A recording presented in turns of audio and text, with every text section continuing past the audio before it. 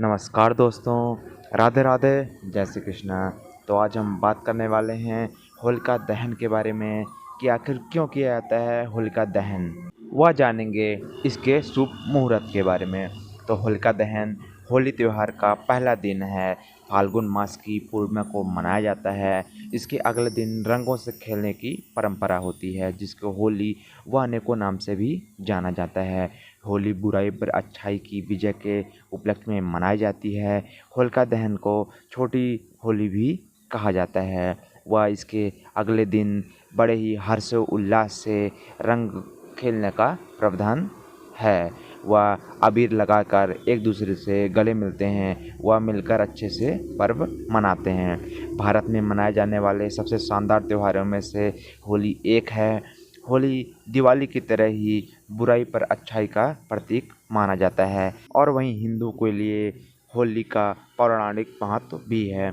इस त्यौहार को लेकर सबसे प्रचलित है प्रहलाद, होलिका और हिरण्यकश्यप की कहानी। लेकिन होली की केवल यही नहीं बल्कि अनेकों कहानियाँ प्रचलित हैं जो वैष्णव परंपरा में होली को होलिका प्रहलाद की कहानी का प्रतीक सूत्र मानते हैं।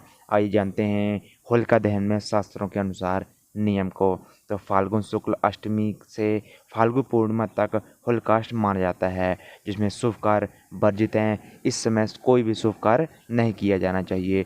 पूर्णिमा के दिन होलिका दहन किया जाता है। इसके लिए मुख्यतः दो नियम ध्यान में रखे जाने चाहिए। पहला, उस दिन भद्रा न हो। भद्रा का दूसरा नाम विष्टकरण भी है, जो कि 11 करणों में से एक है। एक करण तिथि के आधे भाग के बराबर होता है। दूसरी बात, पूर्णिमा प्रदोष काल व्यापनी में होनी चाहिए। सरल शब्दों में कहें तो उस दिन सूर्यास्त के बाद 3 मुहूर्तों में पूर्णिमा तिथि होनी चाहिए। आइए जानते हैं होलिका दहन का शुभ मुहूर्त।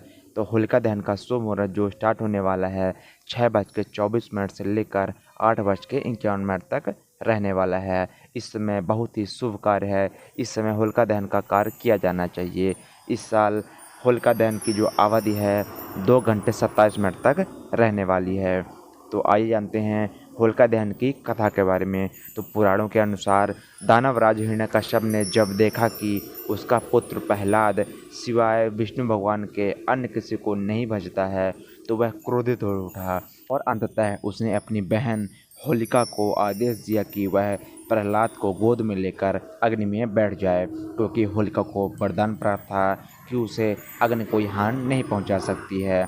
किंतु इसके ठीक विपरीत हुआ। होलिका जलकर भस्म हो गई और भक्त प्रहलाद को कुछ भी नहीं हुआ।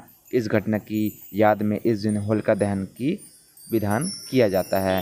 होली का पर्व संदेश देता है कि इसी दिन इसी प्रकार ईश्वर को अपने अनन्य भक्तों की इच्छा के लिए सदा उपस्थित रहते हैं। धन्यवाद दोस्तों। ऐसे ही जानकारी के लिए हमारे यूट्यूब चैनल पर बने रहें। राधे राधे, जय श्री कृष्णा।